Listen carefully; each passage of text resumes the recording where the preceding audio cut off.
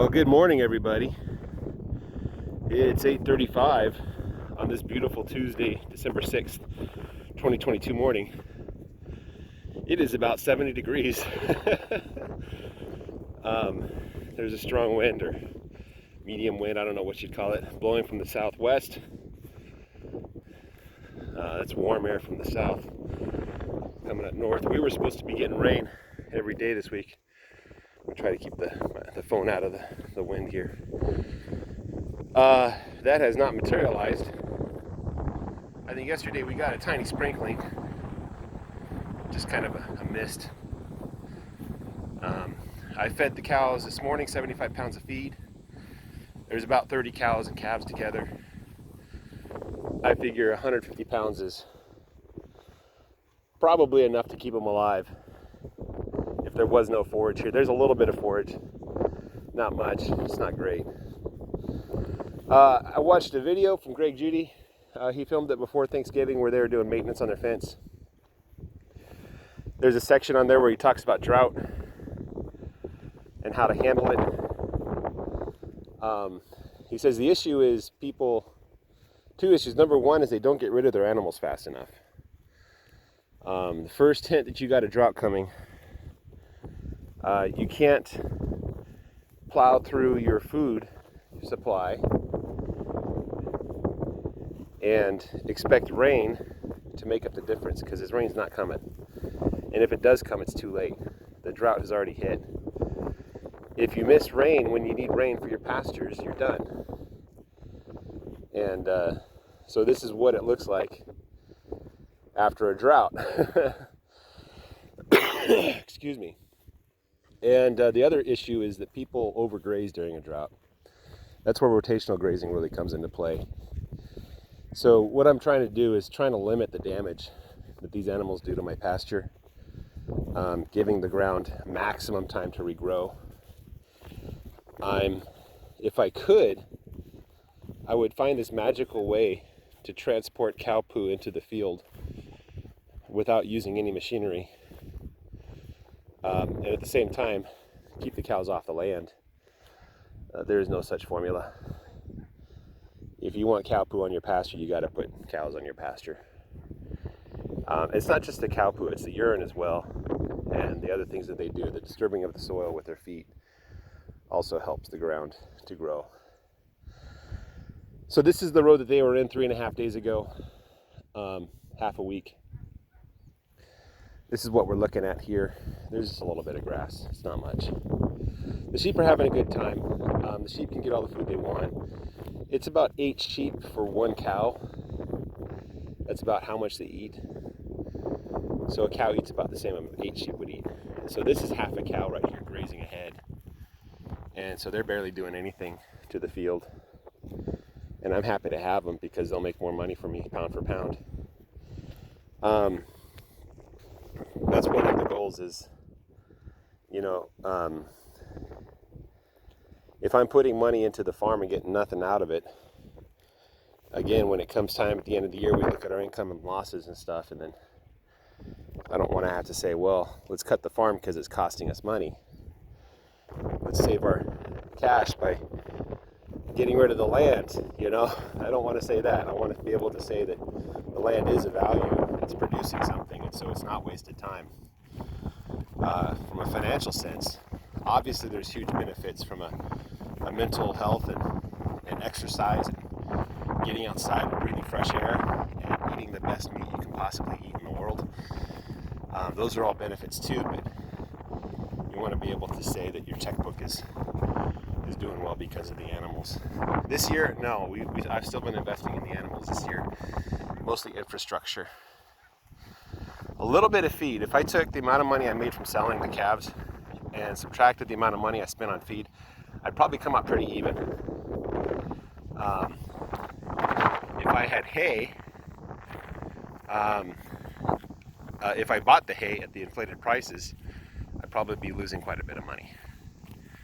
So, but anyway, one of the reasons why I'm doing this is I want to find and help explore, do some, informal research into how can you start making money with animals and land with a minimal investment.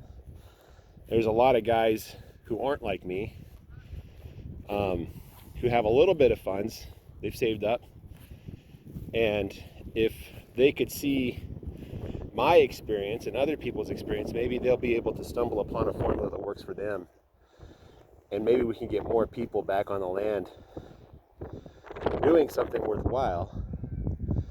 Pretty much everybody here that I know, this is their second job. It's a cost sink. They're losing money. Some people are doing okay, but I don't know anybody but myself. Well, I'm not really doing this full time either. I can't say I'm doing it full time. There's other things I'm working on too. Part time, yes. But this is all, I wouldn't recommend people to do this unless they had money to burn. But that's that old joke about how to make a small fortune with cattle is to start with a large fortune. But I think with this rotational grazing and the new research that's been coming out about soil health and how you can make a living without buying fertilizer, I think also a lot of people want to find an excuse to get their feet dirty and their hands dirty and their feet wet. And if you're making enough money that this is something that you can invest in, I would like to help you find a way to do it as cheaply as possible. That's one of the reasons why I did the chicken tarps. That's the cheapest cover you can get. And I could do an experiment where I just put the chickens out to pasture without any cover at all, and just an electric fence. Electric fence is the cheapest fencing you're going to buy. The netting. I could do that. I was pretty sure it'd be a failure because I thought the cover might protect them from hawks. I was wrong, But maybe if I calculate in the cost of losing the chickens to the hawks, well, the hawks will just get worse if I keep feeding them. So I can't feed them, right? But anyway, that's kind of my goal here. Number one is my own fitness and health. Number two is to help people like this. And so I'm trying to provide some data points. The wind is blowing strong. There's probably a lot of wind in the camera. It's probably impossible to listen to me. I'm trying to find a spot where I can see some cows and cover up the camera. Here, that's probably better. Anyway, 75 pounds of feed in the morning, 75 pounds of feed in the evening. That's about 2.5 pounds. No, about 1.5 pounds of feed per cow. No, that's not right. 2.5 pounds. So that's 5 pounds total. I think the magic number is 2 pounds of protein is what cows need to survive. And I don't know what percentage protein this feed is. It's probably pretty decent. But if I'm giving them 2.5 pounds, 5 pounds, then it's 50% would have to be the protein content. I imagine the grass they're getting some protein from. This grass is not dead. It's just kind of dormant. They're getting some protein from this. I might bring in a protein bucket if increasing the feed doesn't help. And my friend explained that it's not the fat that you need to worry about, it's the muscle. So he mentioned specifically watching their butts, looking at those leg muscles in the back. If those start to shrink, your cow is not going to have a good time, right? And that's kind of the important muscle to look at. So let me go to Yellow. Yellow won't let me get close, but you can kind of see Yellow on her butt. You can see there's a muscle that goes around the hip and the back leg. That's the muscle that I want to keep big. So it's okay if they're skinny, but if that muscle starts shrinking, that's bad. That's some bad things happening. So honestly, I don't know if their muscle's getting smaller. It looks like it is. So I'll probably start looking at additional feed, high protein feed. Some of those protein buckets or something to increase their protein intake. My goal is just to survive the winter. Have lots of fertilizer out here in the pasture so that when the spring growing starts, it'll take off like a rocket. I'll get plenty of free food.